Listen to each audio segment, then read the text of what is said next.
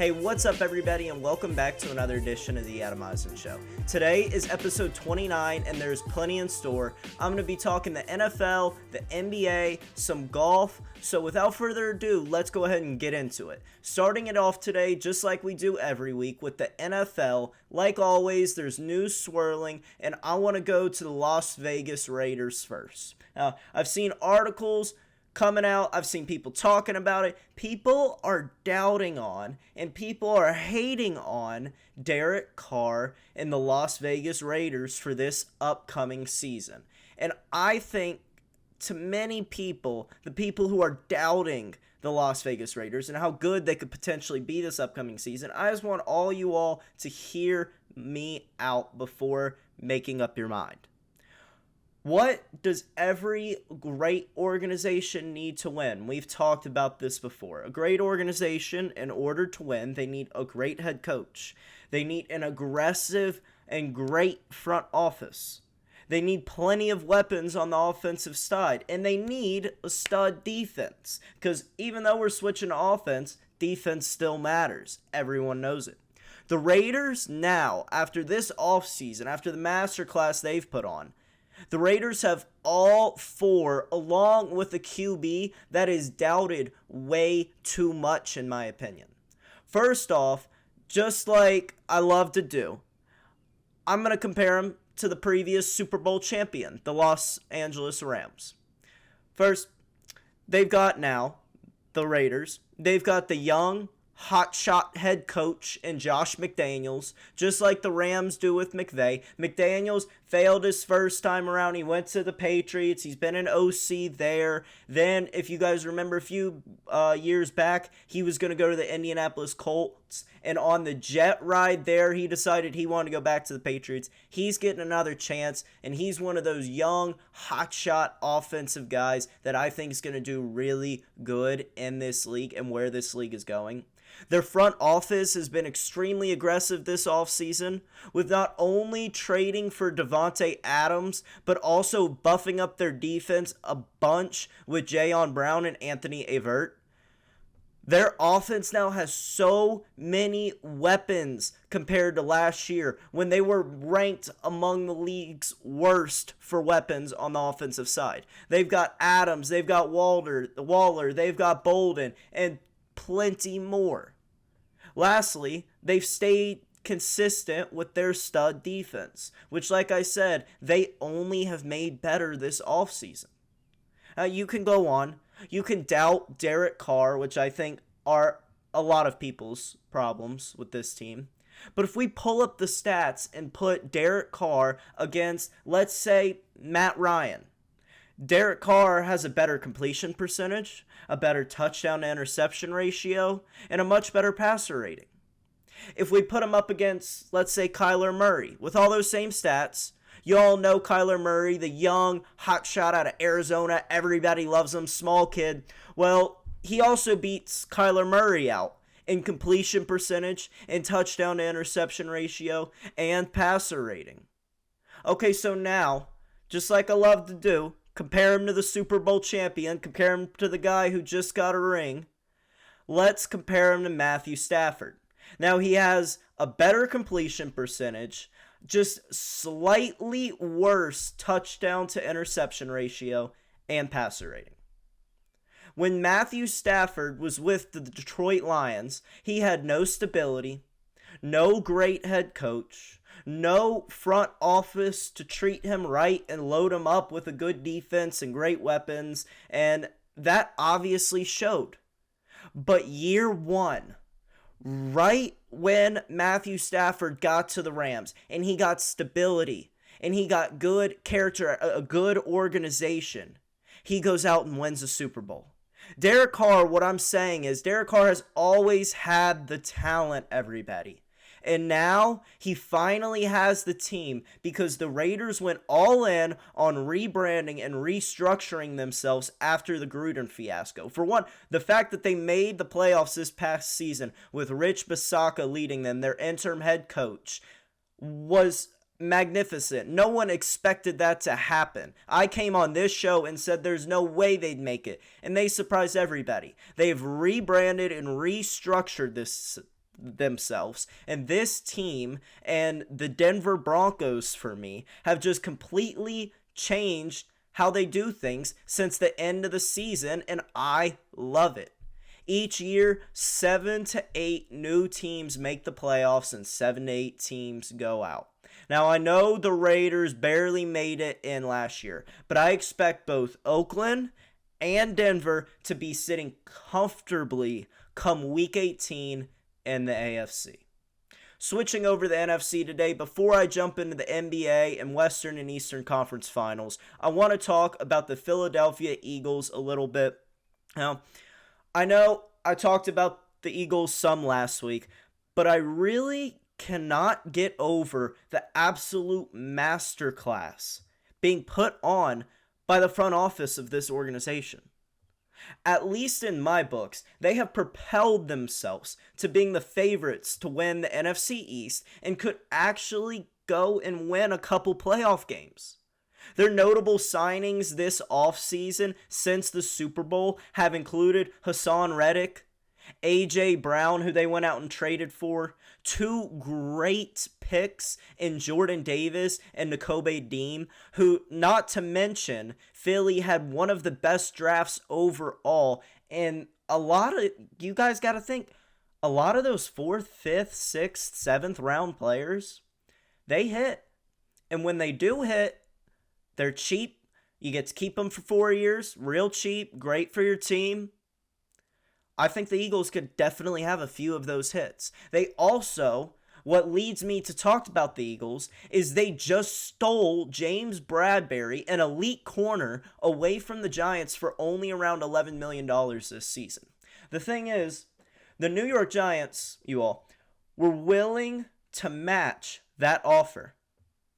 And instead of James Bradbury staying with Philly, he said staying with the Giants, he said the Eagles convinced him, and he bought into what the Eagles were selling them. And that's just the front office, and that's the GM doing what he does. I said it last week, and I'm saying it again now. I love where this league is going. The GMs are getting younger and smarter and constantly trying to win now. Not to mention, the league is changing to an offensive style, so it gives opportunities to teams like Philly, Miami, Denver, who have been teetering around 500 for years, to make just a few changes in one offseason and be right back in the race to go win a Super Bowl.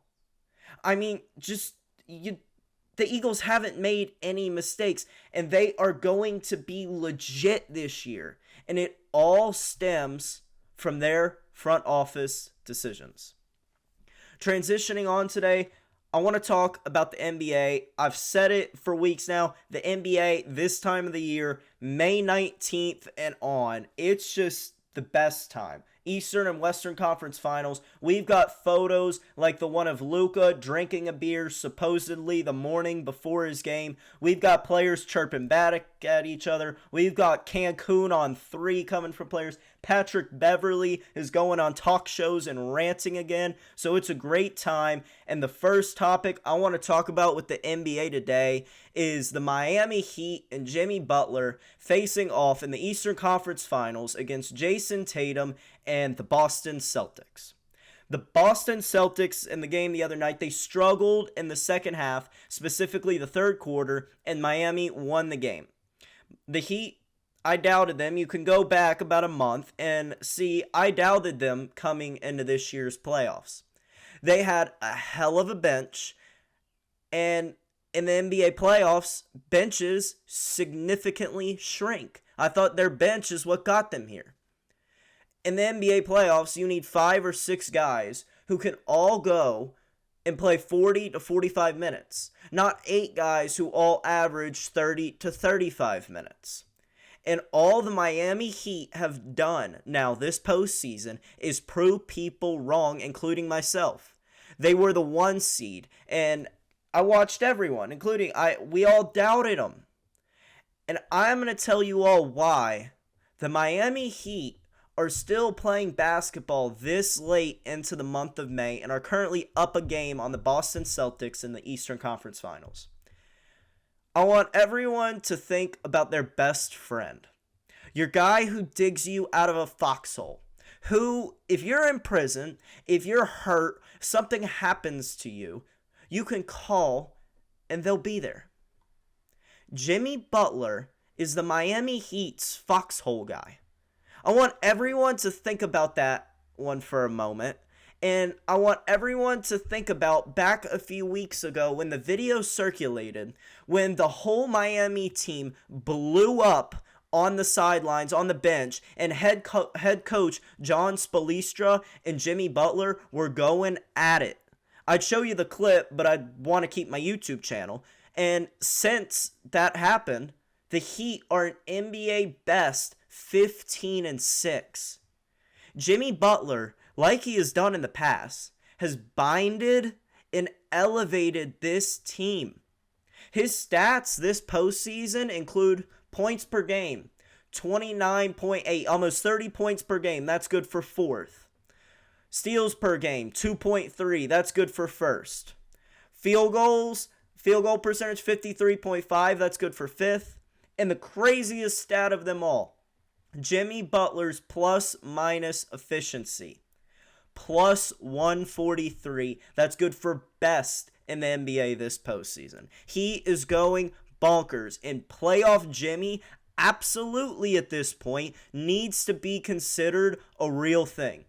In the last 3 years, in the regular season, playoff Jimmy has had 0 40-point games. But in the last 3 playoff runs, he has had 5 of them. A guy who just a few years ago went toe-to-toe with LeBron James in the NBA Finals and the bubble in Disney World. I have so much respect for this team. They fought the whole year for the 1 seed, which oftentimes everything's going on with the NBA right now. It's an 82-game season. Players are like, why am I going to go out there and risk my body the whole time, risk getting hurt, when the 1 seed and the 3 seed are basically the same thing? They didn't stop trying, they didn't stop grinding, and they went out and got the 1 seed in Miami. In my opinion, is going to go out and win this series and get back to the NBA Finals after having a down year last year. Transitioning on to the Western Conference Finals, the Mavericks versus the Warriors. Now, since the beginning, I have liked the Mavericks as a dark horse team to go out and win it all. Now, everyone, I think the Warriors are the better overall team. And I think if the Golden State Warriors were playing almost any other team in basketball, they would beat them. But the Mavs and Luka are such a good fit to go out and beat Steph and the Warriors. Do you all know, I looked it up earlier today, this season, Stephen Curry against the Denver Mavericks. Stephen Curry only averaged 20 points per game on 39% shooting and 29% from 3 against the Mavericks.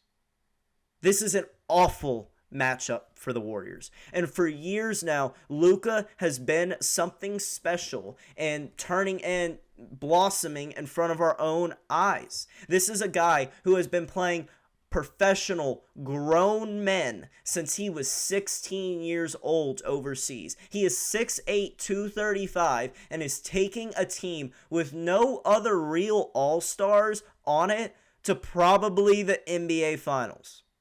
Luka, in my eyes, is the new great coming up guy. I really think out of all the guys coming up, Luka is the best. He's got the play style. He's got the size. But what I think is even more important nowadays is he's got the branding and he's got the swagger. People love Luka. Let me tell you guys, it's so much easier to do things when you're seen as the hero and not the villain. And Luka is seen as this clunky 6'8" guy who is just drinking a beer at 11:30 a.m., possibly on game day. And he goes out and wins and balls out. And he's a little toxic on the court. He's a little chirpy. He's laughing after he makes shots and continues to put up more and more points on a team. and the internet's going crazy for it. The internet loves him for it. And I really think Luka is transcending into something extremely special right in front of our eyes.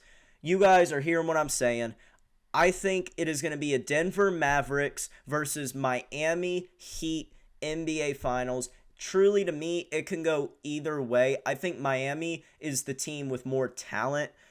The Mavs are really, it's a Luka team, and then no other real all-stars. But Miami, they've got Robinson, they've got a few other guys that can really step up. And Miami was just here. Miami has the experience.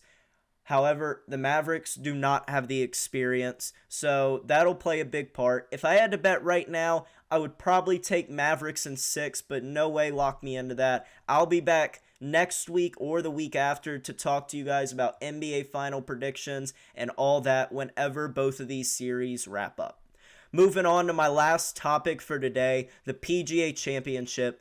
If you all didn't know, the Pga Championship for golf, men's golf, is taking place this week at Southern Hills. It's a historical event. The first round was today, and Tiger Woods finished +4 on the day and is currently 9 back of the leader, Rory McIlroy, at 5 under.